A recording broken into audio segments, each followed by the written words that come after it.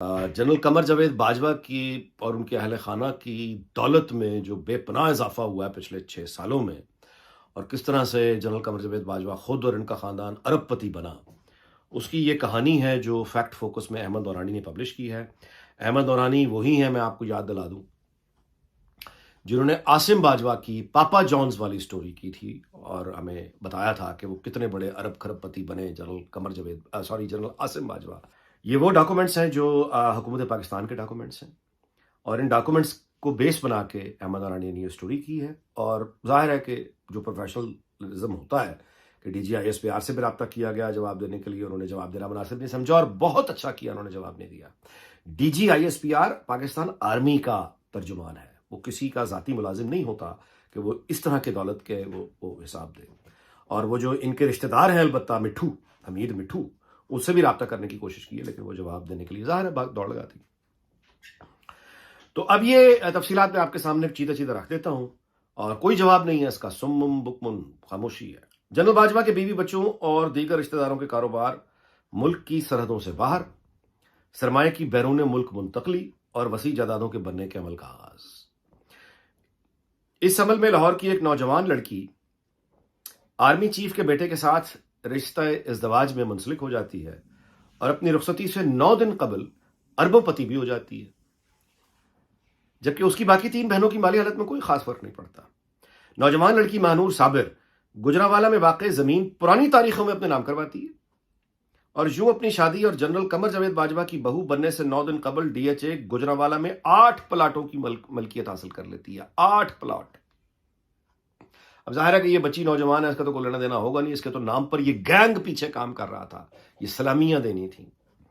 तो DHA गुजरावाला 8 प्लाटों। साल 2018 के उसी दिन यानी 2 नवंबर को यही खातून इस्लामाबाद की शराह दस्तूर पर वाक़ई ग्रैंड हयात टावर में एक अपार्टमेंट की मालिक भी बन जाती है। और मजे की बात यह है कि कागजों में इसका इंदराज पुरानी तारीखों यानी माली साल 2015 में किया जाता है। ये वही वक्त था जब इसी टावर में कई अपार्टमेंट्स मुख्तलिफ सियासतदानों के नाम हुए, जबकि इससे कुछ अर्सा कबल ही इस वक्त के चीफ जस्टिस साकिब निसार ने इस टावर के मशकूक प्रोजेक्ट को एक अदालती फैसले के रूप से कानूनी करार दे दिया। अब आप समझ रहे हैं कैसे नेक्सस बनता है। इस सियासतदान भी माशाल्लाह इन फ्लैटों में, यानी इस टावर में जहां फ्लैट लेते हैं वहां चीफ जस्टिस साकिब निसार भी अपना किरदार अदा करता है। ये सारे देखे ना एक ग्रुप। जनरल बाजवा के खानदान ने लाहौर के साबिर हमीद मिठू महानूर के वालिद और कमर बाजवा के साहबजादे साद बाजवा के ससुर के साथ मुश्तरका कारोबारी मंसूबे भी शुरू किए और इसी साल हमीद ने सरमाया पाकिस्तान से बाहर मुंतकिल करना और जायदादें खरीदना शुरू कर दी। आर्मी चीफ जनरल बाजवा की अहलिया आयशा अमजद भी अरबोपति हो गई माशाल्लाह, और गुलबर्ग ग्रीन इस्लामाबाद में कई कनालों पर मुहित फार्म हाउसेस के अलावा DHA में कमर्शियल प्लाजे और दीगर जायदादें यकदम उनके नाम होने लगी। जनरल बाजवा की अहलिया DHA लाहौर के फेज 4 और फेज 6 में 2 कमर्शियल प्लाजों की भी उस वक्त मालिक बनी जब उनके यानी हस्बैंड चीफ के ओहदे पे तैनात थे। इनके खानदान ने भी 2019 में पाकिस्तान से बाहर असासे मुंतकिल करना शुरू की और दुबई में मुतअद्दिद जायदादें खरीदी।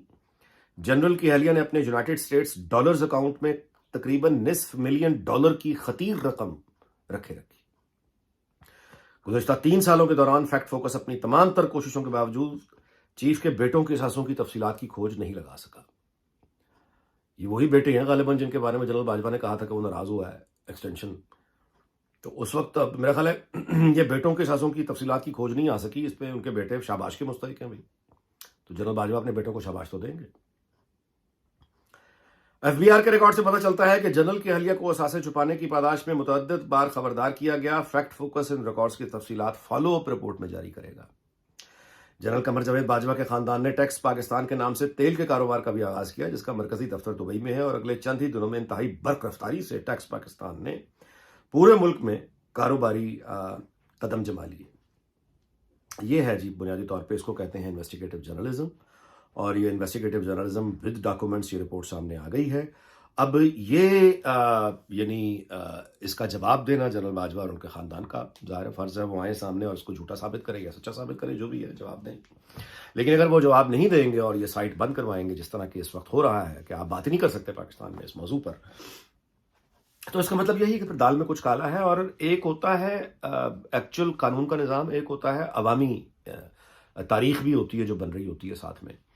تو وہ عاصم باجوہ کو قانون تو کچھ نہیں کہہ سکا، عاصم باجوہ ظاہر ہے کہ وہ اور تو کچھ نہیں ہو سکا، لیکن اس کی تفصیلات جو سامنے آئی ہیں اس کے بعد اگر کوئی یہ کہے کہ وہ امیر آدمی ہے تو آئی ایم سوری، وہ امیر نہیں ہے، اس سے کہیں گنا امیر پاک فوج کا وہ ریٹائرڈ افسر ہے، وہ بے شک میجر ہے، بے شک کرنل ہے، بے شک بریگیڈیئر ہے، بے شک میجر جنرل ہے، بے شک لیفٹیننٹ جنرل ہے، بے شک وہ جنرل جو عزت کاری کرتا ہے، جس کے پاس یہ والا پیسہ تو نہیں ہوتا عاصم باجوہ والا یا قمر باجوہ والا، لیکن وہ اپنی تنخواہ اور اپنی پینشن میں حلال کی کما کر جب وہ چلتا ہے، جب وہ کہیں جاتا ہے، محفلوں میں اٹھتا ہے بیٹھتا ہے، تو عزت اس کی ہوتی ہے، امیر وہ ہوتا ہے۔ میں آپ سے گزارش کروں کہ عاصم باجوہ کے یہ پیزا جب آیا چین کا اسکینڈل سامنے، میں ایسے کئی آفیسرز کو جانتا ہوں، ریٹائرڈ بریگیڈیئرز، کرنلز، میجرز، کس شرمندگی کا ان کو سامنا کرنا پڑا تھا، صرف اس لیے کہ ایک ان کے سینئر ساتھی نے ان کا نام بدنام کیا، فوج کا نام بدنام کیا۔ میں آپ سے گزارش کروں کہ ایک میرے عزیز دوست ریٹائرڈ آفیسر پاک آرمی کے، ان کی 2 بیٹیاں تھیں اور وہ پڑھنے جاتی تھیں، اور مجھے ان کا وہ دکھ نہیں بولتا جس دکھ سے انہوں نے مجھے یہ کہا۔ یہ پیزا کی سٹوری بڑی اس وقت مشہور ہوئی تھی عاصم باجوہ کی، تو انہوں نے کہا کہ میری بیٹی کو یونیورسٹی میں اس کے کلاس فیلو ٹیز کرتے ہیں، پیزا پیزا کہہ کر چھیڑتے ہیں، وہ آ کے مجھے کمپلینٹ کرتی ہے، روتی ہے۔ اب آپ مجھے بتائیے، میں نے ساری زندگی دیانتداری تنخواہ اور اب میں پینشن سے گزارا کر رہا ہوں، میرا کیا تعلق اربوپتی عاصم باجوہ سے؟ میں نے کون سی کرپشن کر دی ہے؟ میرے بچے اس ہیوملیشن، اس انسلٹ سے کیوں گزرتے ہیں؟ ان کو یونیورسٹی میں ان کے دوست چھیڑتے ہیں کہ پیزا پیزا، وہ پیزا جا رہا ہے، وہ پیزا جا رہا ہے۔ یہ ہے لیگیسی جو عاصم باجوہ چھوڑ کے گیا تھا اپنے ہی لوگوں کے لیے، ٹھیک ہے؟ اور یہ ہے وہ لیگیسی جو اب قمر جاوید باجوہ چھوڑ کے جا رہا ہے۔ اب آپ اندازہ لگائیے کہ وہ سارے پاک فوج کے آفیسرز جو سرحدوں پہ کھڑا ہے جان دینے کے لیے، ملک کے دفاع کے لیے، اس کے خون کو کس نے بیچا ہے؟ یہ جتنی پوری ملٹری کی ہیرارکی ہے، باقی ساری مجھے بتائیے، کیپٹن ہوں، میجر ہوں، کرنل ہوں، بریگیڈیئر ہوں، میجر جنرل ہوں، لیفٹیننٹ جنرل ہوں، یہ سارے لوگ جو اپنے چیف کے نام سن کے کھڑے ہو جاتے تھے کہ نہیں وہ کرپشن نہیں کر سکتا، وہ کرپشن نہیں کر سکتا، وہ ناجائز پیسہ چیف ہے، جی یہ چیف ہے، وہ غلط نہیں ہو سکتا۔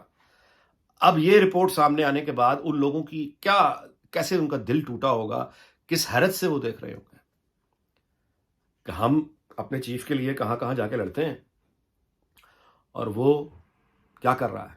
اب آپ کو سمجھ آئی کہ جنرل عاصم منیر کا جب ٹرانسفر عمران خان نے دباؤ ڈالا تو جنرل قمر جاوید باجوہ، جس کا یہ فرض تھا کہ وہ اپنے آفیسر یعنی جنرل عاصم منیر کے ساتھ کھڑا ہوتا، اس کا یہ فرض تھا، وہ اس وقت عمران خان سے کہتا کہ عاصم منیر اسپائی چیف ہے، وہ جو بات کر رہا ہے اس کی بات کو سنیں، اس کے پاس پروفز ہیں، یہ کوئی عام آدمی نہیں ہے جو بات کر رہا ہے، یہ آدمی جو بات کر رہا ہے میں اپنے آفیسر کے ساتھ کھڑا ہوں۔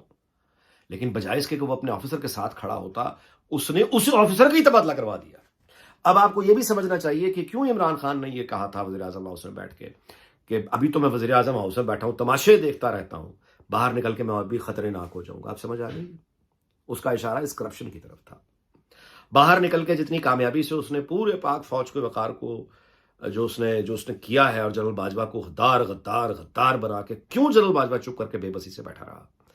کیوں اس کا اتھارٹی نہیں ہو سکی کہ یہ دیکھنا ایک آدمی کرپٹ ہے، اس نے اپنے ادارے کا تحفظ کیا کرنا ہے؟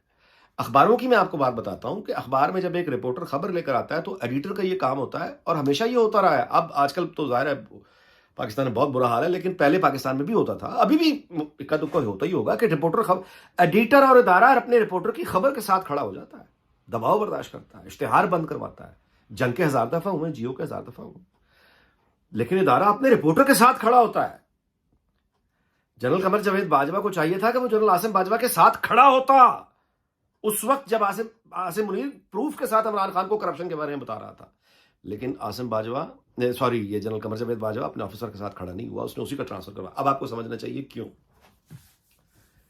تو یہ ہے ان کی حقیقت، یہ ہے وہ گینگ، اور وہ سمری جو کہ بھیجنی تھی وزارت دفاع کہ آپ کس کو چیف لگانا ہے، کس کو چیف لگانا ہے۔